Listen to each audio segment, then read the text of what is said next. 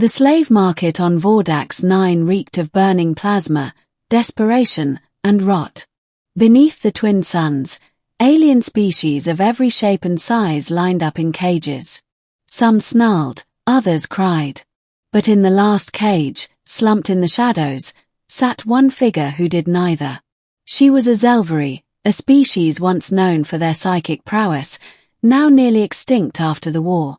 Her limbs were thin, her lavender skin dulled, and her silver-white hair matted with dust. Her eyes, however, burned quietly. Not with hate. Not even with fear. Just the last embers of defiance. Useless, muttered the auctioneer, prodding her with an electropole. No psychic spark left. Barely speaks. We'll start the bid at 2 credits. 2. You could buy a rusted cleaning drone for more. No one moved. Laughter rippled through the crowd of traders and scavengers.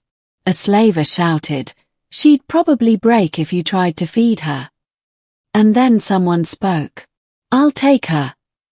Heads turned. A man, human, tall, lean, eyes sharp with something other than greed, stepped forward. His coat flared slightly as he moved, dust clinging to his boots. He didn't look rich.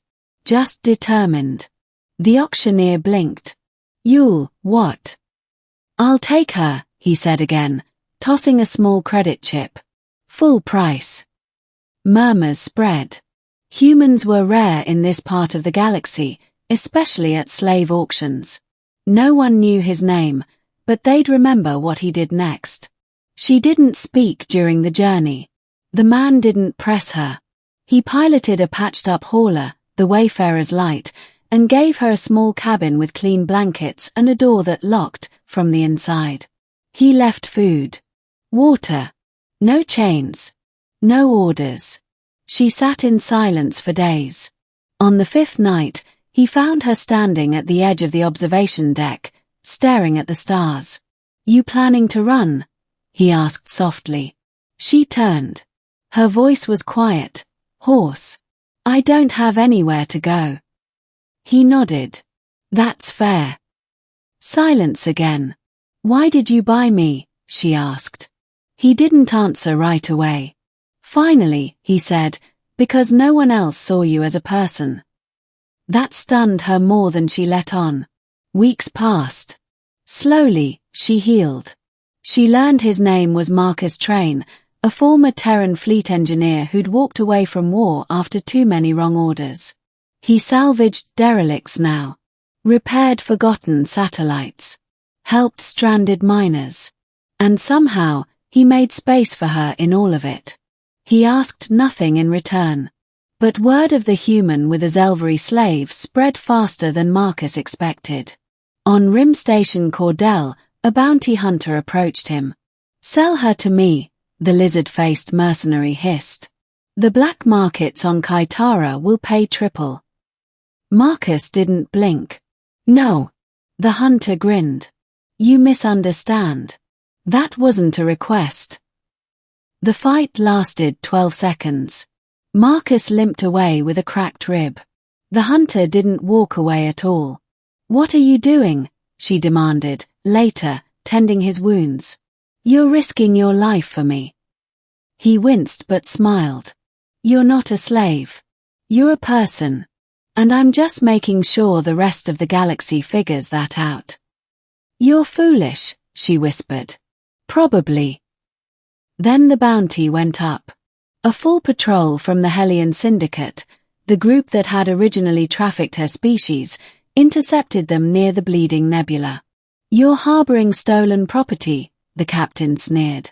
"Relinquish the Zelvery, and we won't atomize your ship." "Not happening," Marcus replied, priming the shields. "You can't win." "I don't have to. Just have to delay long enough." "For what?" He grinned. "For her to wake up." She stepped onto the bridge then, eyes glowing faintly. Power, the kind long thought gone from her people, shimmered around her. "You wanted to see what a useless alien could do," she said calmly. "Watch closely." The ship trembled as she reached into space itself, mind linking with the dark matter currents around them. Her abilities weren't just psychic, they were gravitational, cosmic. The war had nearly wiped them out because the galaxy feared their connection to the universe. Now, one Zelvery answered that fear with fury. The enemy ships buckled. Pressure built in their reactor cores. Weapons refused to fire. And then, silence. They drifted. Powerless. Marcus blinked. Remind me not to piss you off. Afterward, she sat beside him in the medbay, drained. You didn't owe me anything, she murmured. I wasn't useful. I wasn't strong. But you saw me anyway. He looked at her. We don't fight for people because they're useful. We fight for them because they're worth it. Tears slid down her cheeks, quiet, shimmering. I don't want to run anymore. You don't have to, Marcus said. But you can, if you ever choose to. You're free. That word landed like a meteor. Free. She'd never been free. Not since her planet fell. Not since her family vanished. But now, a choice. A real one. Word of what she did spread. Zelvery weren't extinct anymore. One lived. One fought. And a human stood beside her. That made them dangerous. The Hellion Syndicate, embarrassed and enraged, issued a galaxy-wide bounty. Marcus Train became one of the most wanted men alive, not because he killed, but because he protected someone the galaxy deemed worthless. And the Zelvery. She gave herself a new name. Lyra. It meant hope in one of Earth's older languages. She liked the sound of it. Together, they ran. Fought. Hid. Helped others.